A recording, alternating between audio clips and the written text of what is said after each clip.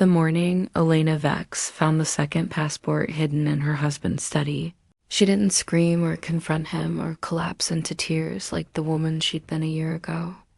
Instead, she photographed it with steady hands, uploaded the image to her encrypted cloud folder labeled Garden Plans, and replaced it exactly where she'd found it, 23 millimeters from the left edge of the false bottom drawer, just as her measurements indicated. Then she went downstairs and made Thaddeus his coffee exactly the way he liked it, 2 sugars and a splash of cream. Smiling when he kissed her forehead and told her she looked tired, maybe she should rest more. Maybe see Dr. Portman again about those memory problems. She'd been seeing things clearly for 7 months now. Ever since the day she'd tried to access her own bank account and found it empty. Ever since she'd called her sister Margot, only to be told Margot's voice cold and distant that she needed to stop calling. That the family had discussed it and everyone agreed Elena needed professional help for her incidents. 7 months since she'd sat in that bank parking lot, shaking, pulling up transaction records on her phone, only to find transfers she'd never authorized, purchases she'd never made, and finally, the fog had lifted enough for her to see the shape of the cage he'd built around her. The cameras went up first, smaller than shirt buttons, tucked into the spine of books and the corners of picture frames, into the smoke detector in the bedroom and the ancient clock in his study. For 3 weeks, she watched him move through their house, watched him slip into her email when she was showering, watched him delete messages from her college roommate Brianna and her friend Saskia from the yoga studio. She watched him add entries to the journal she kept by her bedside, watched him doctor her handwriting with a steadiness that spoke of practice, filling pages with paranoid ramblings about people following her, about voices she was hearing. She watched all of this with a notebook in her lap, documenting timestamps and actions, her horror calcifying into something harder, something useful. Thaddeus Crane had always been good at details. It was one of the things that had attracted her to him 8 years ago. The way he remembered everything she told him, the way he planned surprises down to the minute, the way he seemed to know her better than she knew herself. Only now did she understand that he'd been studying her like an entomologist studies insects, learning which pins would hold her most securely in place. He worked in finance, some complicated trading scheme she'd stopped trying to understand, and he traveled often to Singapore and Geneva and Dubai, returning with expensive gifts and stories about deals that never quite made sense when she thought about them too hard. But she'd stopped thinking about things too hard, hadn't she? Stopped thinking much at all, actually, as the years accumulated. There had been the incident at her mother's funeral when she'd supposedly made a scene, though she couldn't remember it. There had been the time she'd accused her friend Lorelei of stealing from her. Something about a necklace, except the necklace had turned up in Elena's own drawer and Lorelei had stopped taking her calls. There had been so many small catastrophes, each one chipping away at her relationships, each one leaving her more isolated, more dependent on Thaddeus and his patient understanding, his gentle suggestions that maybe she wasn't well, maybe she needed help. The psychiatrist appointments had started 2 years ago. Dr. Portman, who Thaddeus had found, who Thaddeus paid, who prescribed medications that made Elena feel like she was thinking through wet cotton. She'd been taking them religiously until 7 months ago, until that day in the parking lot, until she'd gone home and flushed every single pill down the toilet and started taking photos of the bottles instead, creating elaborate time-stamped proof that she was disposing of them properly while actually being clear-headed for the first time in months. With the cameras running and her mind finally her own, Elena began to see the full architecture of what Thaddeus had built. He'd been systematically forging her signature on documents, transferring her inheritance from her grandmother into accounts she couldn't access. He filed paperwork with her company's HR department claiming she was taking medical leave, signing her name, intercepting the calls they'd made to verify. He'd been screening her mail, her email, her phone calls, creating an invisible barrier between her and the rest of the world, so complete that she'd started to believe she really was crazy, really was as broken as he kept suggesting. She found the other things too once she started looking. The life insurance policy he'd taken out on her, $2 million, updated 6 months ago. The burner phone hid in his gym bag, filled with messages to someone named Cordelia, messages about timelines and complications and how much longer until everything was finalized.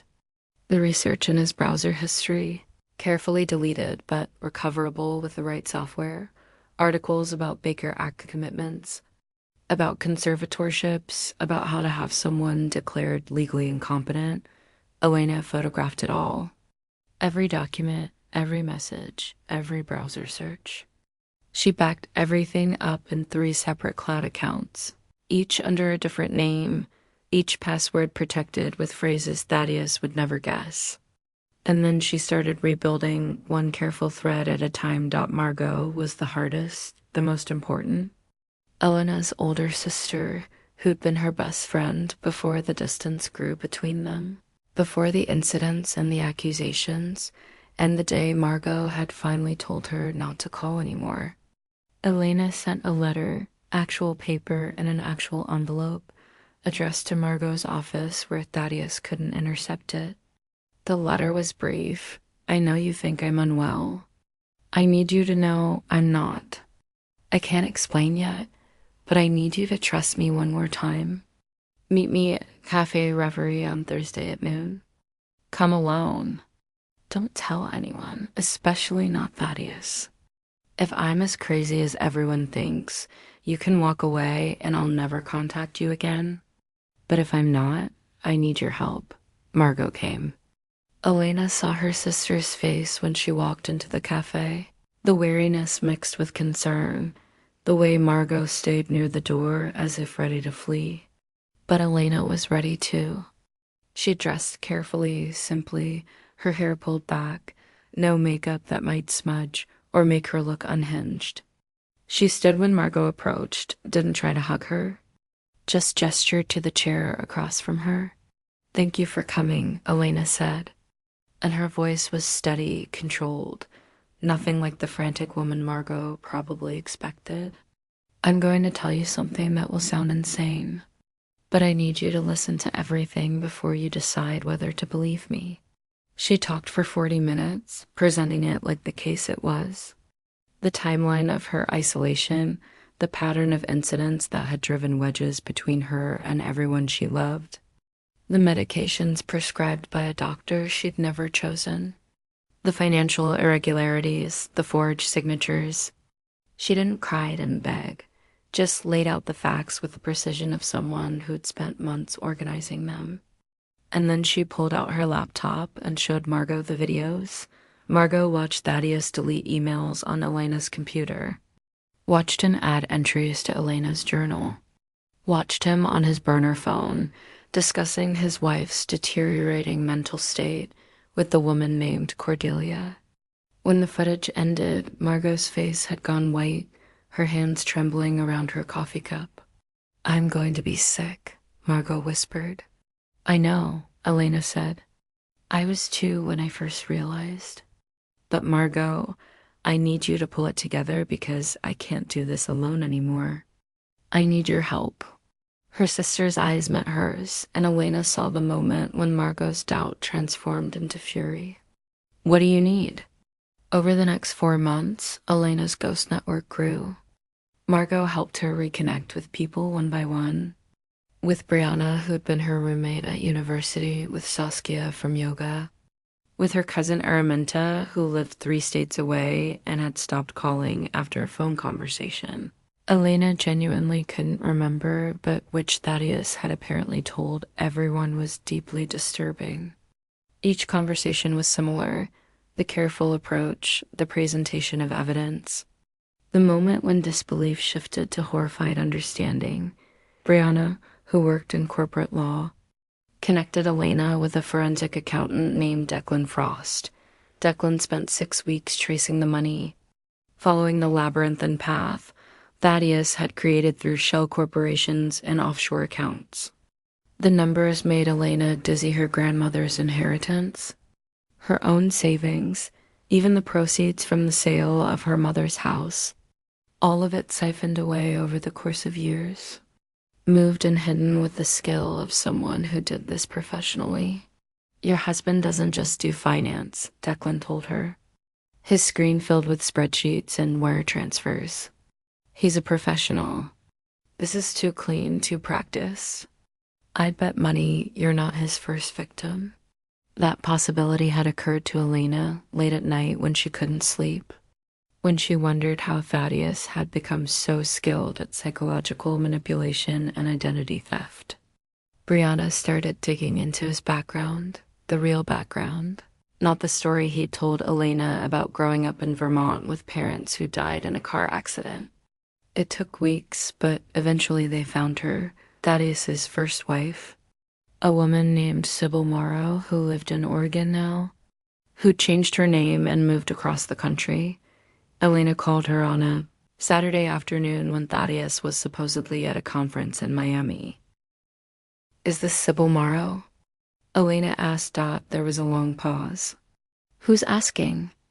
"My name is Elena Vex. I'm married to a man named Thaddeus Crane.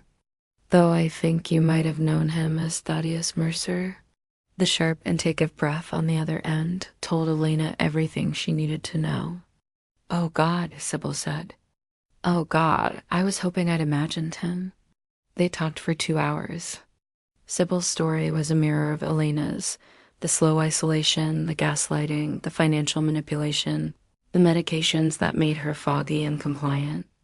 Thaddeus had left Sybil before the end game, vanishing when she'd started asking too many questions about their joint accounts, leaving her with nothing but debt and a reputation in her community as an unstable woman who'd falsely accused her ex-husband of terrible things. "He took everything," Sybil said, her voice hollow. "My money, my friends, my credibility. By the time I figured out what he'd done, he was gone and no one believed me. The police said it was a civil matter. My lawyer said I didn't have enough evidence. I spent 5 years rebuilding my life from nothing." "I believe you," Elena said. "And I'm going to make sure he can't do this to anyone else." With Sybil's testimony added to her evidence, Elena had enough. Brianna connected her with a prosecutor named Vivian Thorne, who specialized in financial crimes and domestic abuse. A woman with a reputation for taking on cases that other prosecutors considered too complicated or too messy. Vivian reviewed Elena's documentation with the focused intensity of a surgeon examining an X-ray. "This is good," Vivian said finally. "This is really good. We can build a case for identity theft, fraud, forgery, possibly even attempted murder given the life insurance policy and the medication regime.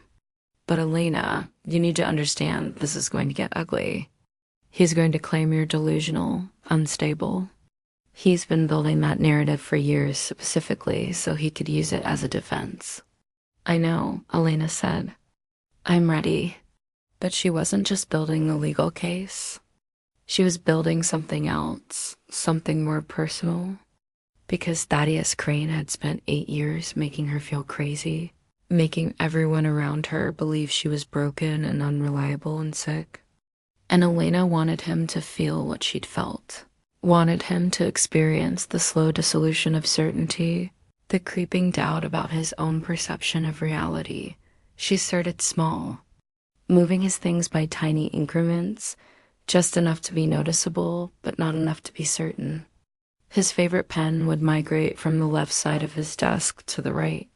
His car keys would be in his jacket pocket instead of on the hook where he always left them. His coffee mug would be in a different cabinet. Each time he'd pause, frown, shake his head, and continue with his day, probably attributing it to his own distraction. Then she escalated. She used the voice recorder on her phone to capture his statements, then played them back to him later, out of context.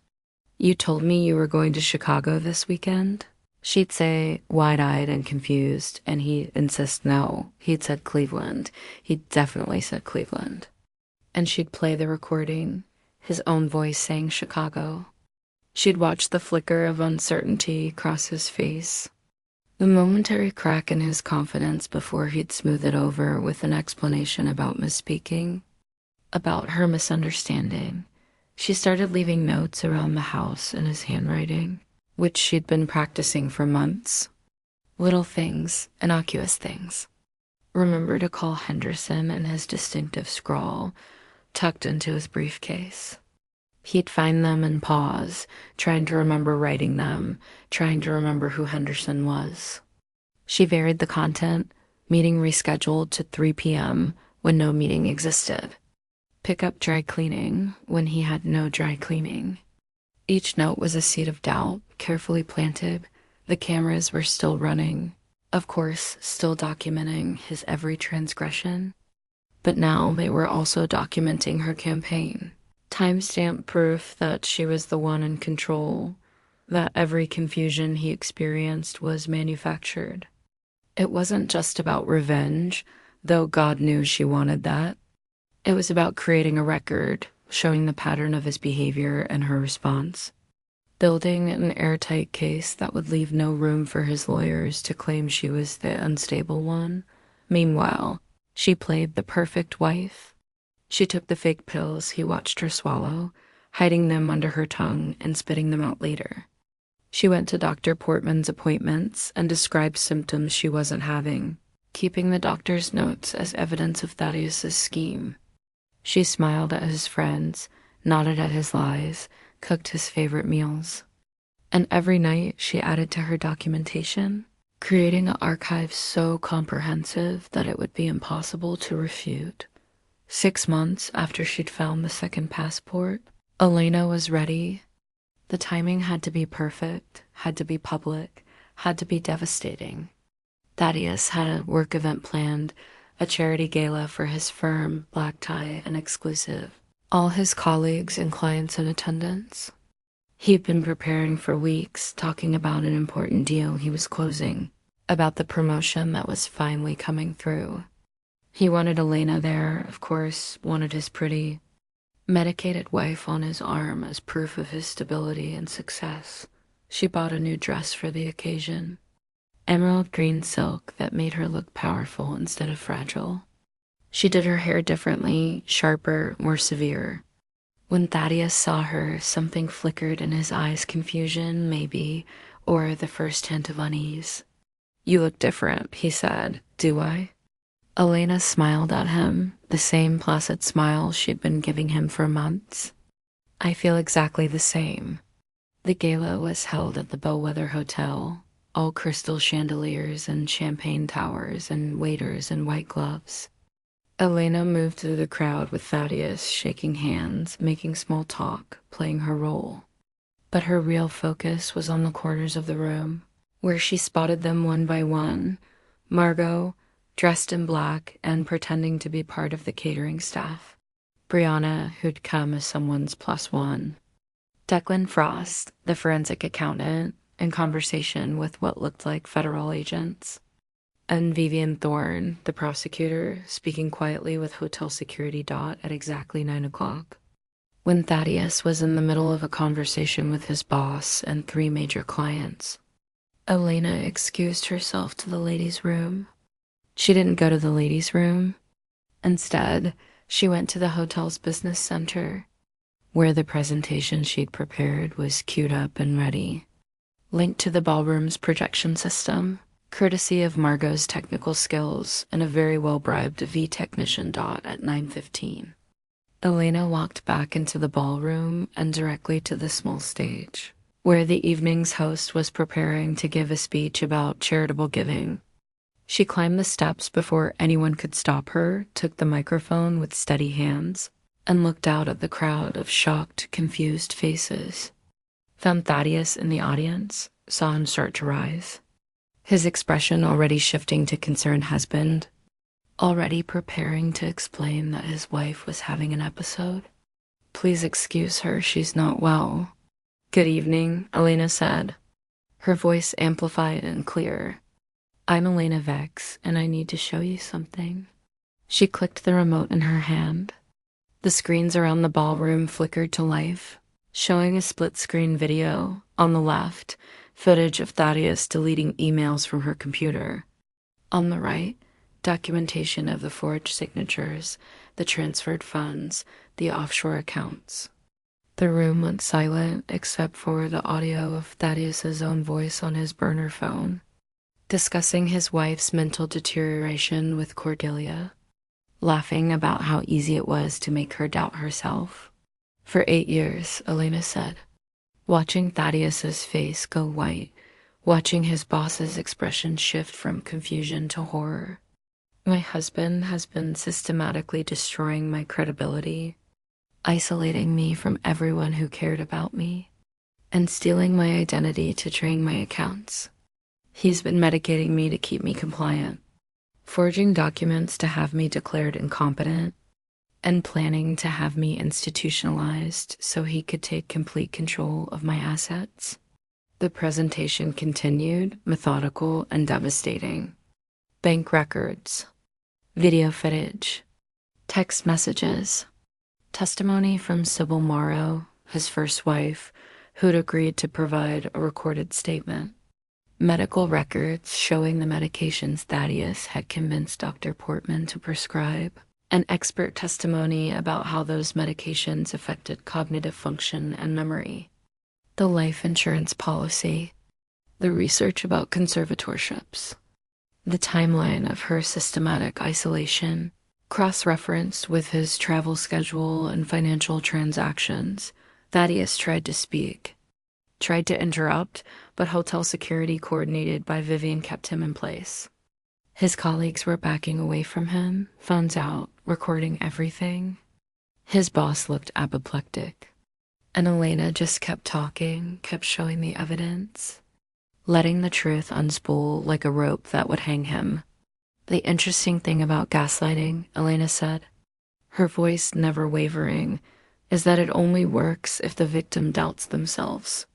The moment you start documenting reality, start trusting your own perception, the whole scheme falls apart.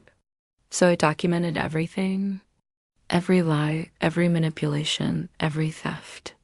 And now everyone gets to see what you really are, Thaddeus. Not a successful businessman, not a devoted husband, just a predator who picks vulnerable women and systematically destroys them for profit."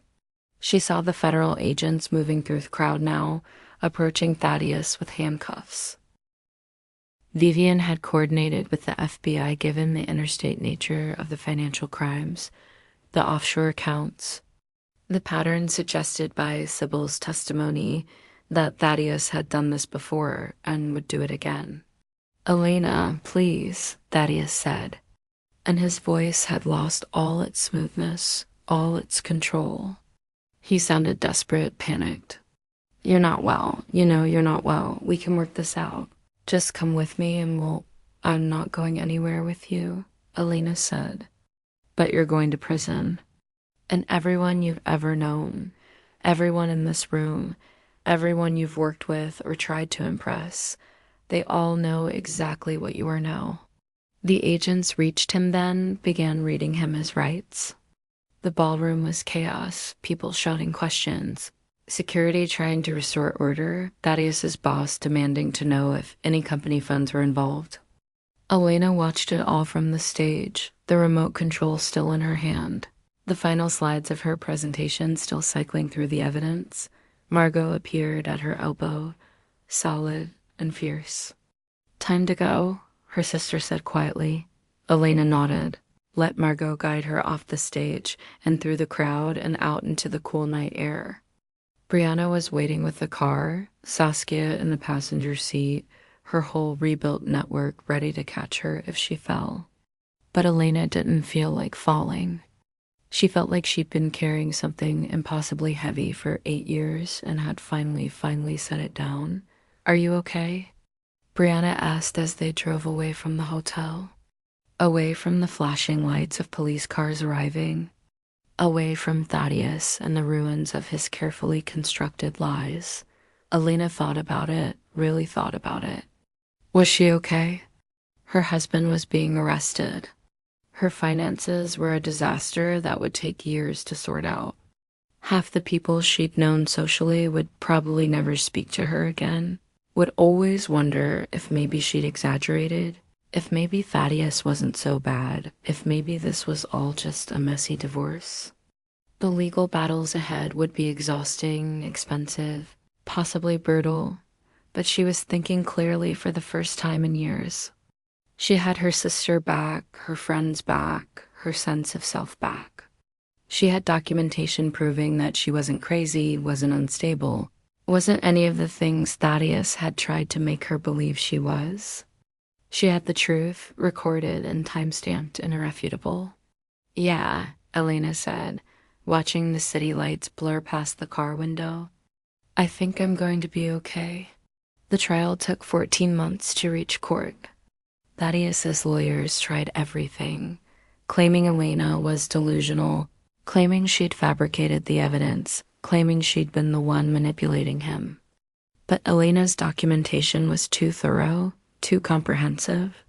The video footage was time-stamped and authenticated by digital forensics experts. The financial records were traced and verified by the FBI's white-collar crime division. Sybil's testimony established pattern and premeditation. Dr. Portman, faced with evidence of his complicity, cut a deal and testified about how Thaddeus had manipulated him into prescribing unnecessary medications. In the end, Thaddeus Crane was convicted on 43 counts, including identity theft, fraud, forgery, conspiracy to commit fraud, and attempted theft. The judge sentenced him to 18 years in federal prison. His assets, the ones he hadn't hidden too well, were seized and returned to Elena. It wasn't everything he'd taken, but it was enough to rebuild on. Elena sat in the courtroom when the verdict was read, surrounded by her people, her network, the family and friends she'd thought she'd lost. When Thaddeus was led away in handcuffs, she didn't feel triumphant exactly. Didn't feel the wild surge of victory she'd imagined during all those months of planning. What she felt was quieter than that, simpler. She felt free afterward, standing on the courthouse steps with Margot's hand in hers and Brianna's arm around her shoulders. Elena thought about the woman she'd been when this started. The confused, medicated, isolated woman who'd sat in a bank parking lot and realized that her entire reality had been constructed by someone who wanted to destroy her. That woman had been terrified, had been broken, had been so close to disappearing completely, but she hadn't disappeared. She'd fought back with the same methodical precision Thaddeus had used to trap her, turning his own weapons against him. She'd documented and planned and rebuilt herself piece by piece. And in the end, she'd won not just the legal battle, but something more important. She'd reclaimed her own mind, her own story, her own truth. What now? Saskia asked, and Elena realized her whole group was looking at her, waiting to see what came next. Elena smiled, real and genuine, the first truly unguarded smile she'd allowed herself in years. "Now," she said, "I'm going to live my life. The real one, the one I get to choose. And I'm never, ever going to let anyone make me doubt myself again."